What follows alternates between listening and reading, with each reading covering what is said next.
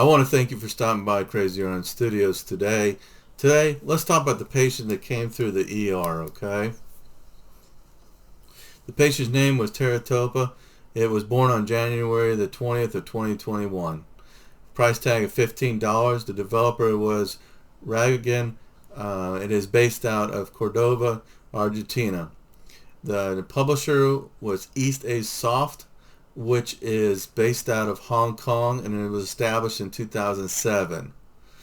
You might ask yourself, what is this game? What it is pretty much in a distant planet called Teratopia. You and your friends are just kind of relaxing, enjoying yourself, and all of a sudden the red invaders come in. They start snagging everybody up and enslaving them. And so pretty much your job, you start out as a blue character, and you pretty much go across 13 zones and face off against 11 bosses to liberate your planet. And they have 3 different factions. Like I said, the blue guys you start out with, it's pretty much a brawler. And then as you go along, it will slowly introduce minions.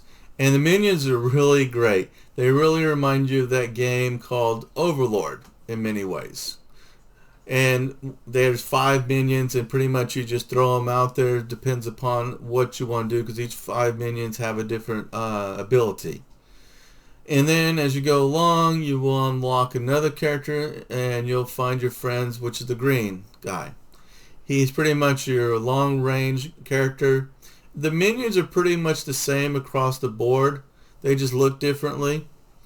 And then you slowly go along and you find the yellow guy. And the yellow guy is pretty much a short-range guy that throw acids out. And pretty much in this game, I didn't want to put any bosses on the footage, because that is the wonderful part of this game, is the bosses. They're funny. They're different. I really enjoyed them and everything. And so every time you come around and you face the new bosses, I want you to be surprised. I want you to not know it's coming. So, anyways, I played this game at probably about 8 hours, and there's no difficulty on the game. Pretty much you have a story mode and you go from there. The game, I find, was quite challenging at the beginning. It's for a couple reasons. One, you don't know how to play it yet. Also, your character is very weak. You pretty much, the more experience you gain, the more your character will slowly level up, okay? And this game is, the gameplay of it is really good. Like I said, the controllers flow really smooth, respond great, and the pace in the game is great.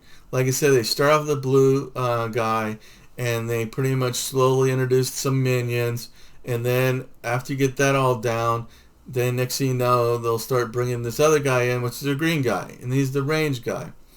And then you kind of learn how to play with him, and then you get all the minions, and you're like, oh, okay, so in this scenario, I use this. And the nice thing about it is, which factions do I play with, Brian? Well, it really depends upon you, your game choices, how you like to play, and also what bosses are you facing, because certain bosses fare better against certain ones. And like I said, it's mostly your playing style too. I like the fact also the game gradually pulls you along, which is really nice. And they slowly introduce the minions. And I'll just tell you, the graphics of it, absolutely loved it. Beautiful art style, unique, colorful, very vibrant. The world just pops alive. It seems like every time you go around a different zone, it's got its own feel and different vibe of each one. I really enjoyed it, and I enjoyed the bad guys too. And it was really cool because as you go along, they'll introduce maybe 1 or 2 here and there, and it kind of keeps it fresh, so you don't feel like you're fighting the same guys over and over, because they just blend just enough in to change it up to keep it fresh. And there's some of those characters are super cool and funny looking too, and I really enjoyed it. The music. Let's talk about the music. I like good music because sometimes it can add to the ambiance of the whole game, and sometimes it's its own character. And I felt like this game was really good about hiding it kind of in the background. You don't really realize it's going, but it's so catchy and so well done that you just don't. I didn't realize I was just humming along to the song, and it was done really well, and it added a lot of character to the game. Thoroughly loved it. I'm really glad they took the time to put that in there. Um, would I recommend this game? Absolutely, absolutely, I would.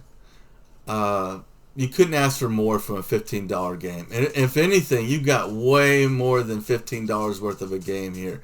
Like I said, I put 8 hours into it. I don't know how long it takes you to beat it, but I would say I would probably need another 5 hours. So let's just round it off. Probably 13 hours to finish this game up, to mop it up. And the achievements in it are pretty much well laid out. I like the flow of them. Pretty much each boss you beat, you get an achievement. It's not a fast achievement, quick completions, but it's a doable one with a little challenge at the end. Also, not only do you get achievements for each boss, you also get for doing so many X amount of special kills, you get an achievement.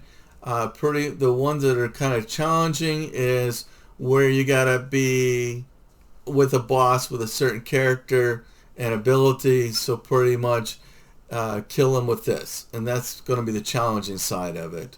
And then you got to find all the little costumes that come with it and buy them all. Like I said, must buy. You shouldn't let this one slide by. And I want to thank the developers and publishers for making such a wonderful game. I thoroughly enjoyed it, and I can't wait to see what Ravegan has offered up next, because this one was just absolutely wonderful. All right. If you like this review, just hit the like button down below and hit your alarm if you want to know what other content I got coming out. And you guys have a wonderful day. I will see you guys later from Crazy Iron Studios. Bye.